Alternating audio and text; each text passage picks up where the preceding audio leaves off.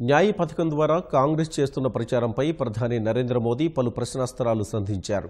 ఇకపై న్యాయం జరుగుతుందని చెబుతున్న కాంగ్రెస్ గత 60 ఏళ్లలో ప్రజలకు అన్యాయం చేశామని ఒప్పుకున్నట్లేనా అని నిలదీశారు. మైనార్టీ ఓట్ల విషయంలో బీఎస్పీ అధినేత్రి మాయావతి చేసిన వ్యాఖ్యలపైన స్పందించిన ప్రధాని ఈ తరహాలో హిందూ ఓట్లను కూడా కోరితే లౌకికవాదులు ఎలా స్పందిస్తారని న్యూస్ 18 ఛానల్ ముఖాముఖిలో వ్యాఖ్యానించారు.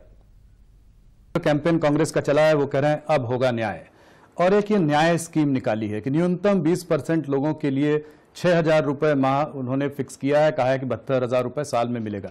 आप इस स्कीम को कैसे देखते हैं? क्या ये इनके लिए कुछ गेम चेंजर साबित? इस चुनाव का उनका जो मुख्य मंत्र है अब होगा न्याय, इसका मतलब ये हुआ कि वो स्वीकारते हैं कि 60 साल के शासनकाल में उन्होंने अन्याय किया है, और जब ये न्याय की बात करते हैं तो 84 के सिखों के साथ जो जुल्म हुआ वो सिख भी अब न्याय मांग रहे हैं। क्या उनको न्याय देंगे? क्या ट्रिपल तलाक से पीड़ित बहनें भी न्याय मांग रही हैं, कांग्रेस न्याय देगा क्या? छत्तीसगढ़, राजस्थान और मध्य प्रदेश जिन किसानों को कर्ज माफी के लिए वादा किया गया था वो किसान न्याय मांग रहे हैं। आपने समझौता एक्सप्रेस के नाम पर हिंदू आतंकवाद कर करके हिंदुओं को आतंकवादियों के साथ जोड़ दिया। इस देश का हिंदू न्याय मांग रहा है कि आपने हमें आतंकवादी क्यों कहा।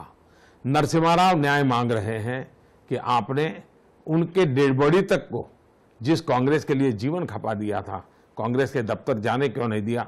उनकी आत्मा भी न्याय मांग रही है। मायावती जी ने ओपनली मुस्लिम्स को मुस्लिम से वोट मांगे, कहा कि सिर्फ गठबंधन को वोट दीजिएगा, वोट बंटना नहीं चाहिए। उसके रहते वो इसी की नजर में भी आ गई। ऐसे बयानों को आप कैसे देखते हैं? लगातार पराजय के कारण हताश हुई मायावती जी इस प्रकार की बात कहे, इसे मैं बहुत स्वाभाविक मानता हूं।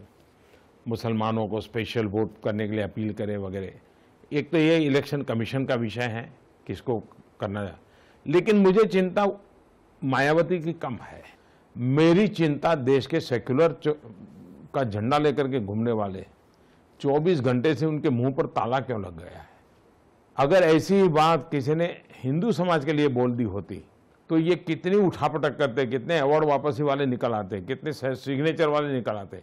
ये जमात चुप क्यों है? देश के लिए चिंता का विषय है ये जमात, और आपसे भी मेरा आग्रह कि ऐसी जमात को अब एक्सपोज करने की जरूरत है कि इस प्रकार की सिलेक्टिव क्यों है। क्या इससे उनके सेक्युलरिज्म को कोई चोट नहीं पहुंची? क्या ये उनके सेक्युलरिज्म को बढ़ावा देने वाली चीज थी?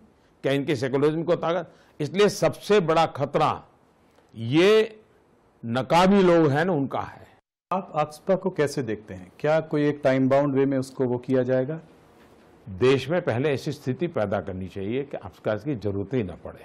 जैसे हमने अरुणाचल में परिस्थिति पैदा की तो कुछ जिलों से हमने हटाया, कुछ राज्यों में से हटाया। 1980 के बाद पहली बार हटाने का काम हमने किया है, लेकिन कानून को तो बनाए रखा है। सरकार के पास हथियार तो होना ही चाहिए ताकि जवानों को एक सुरक्षा मिले, तब जवान मोरली लड़ सके। और जम्मू कश्मीर में से हटाने का मतलब होता है कि हमने हमारे जवानों को फांसी के तख्त पर लटका देना। मैं देश के जवानों के साथ ऐसा नहीं होने दूंगा। अब आक्सपा को हटाने की बात करने का मतलब है कि आप अपने सेना के जवानों के हाथ में से सारे शस्त्र ले रहे हैं, तो देश की सेना के जवान को इस प्रकार से निहत्थे करना क्या शोभा देता है क्या? और भारत की सेना पीस कीपिंग फोर्स में भारत के सुरक्षा बल के जवान जाते हैं। जब से पीस कीपिंग फोर्स बना है तब से जाते हैं, और दुनिया में सबसे ज्यादा नंबर भेजने वालों में हिंदुस्तान है। लेकिन अनुभव ये आया है कि इतने सालों में सारे दुनिया में भारत की सेना के लोगों की डिसिप्लिन, ड्यूटी के प्रति उनका समर्पण, इसकी भरचक सराहना होती रही है, बड़ा गौरवगान होता रहा है। आज हमारे ही देश की एक दल जो 50-60 साल तक सरकार चलाता रहा, वो आज इस प्रकार की भाषा बोले, इससे बड़ा दुर्भाग्य क्या हो सकता है।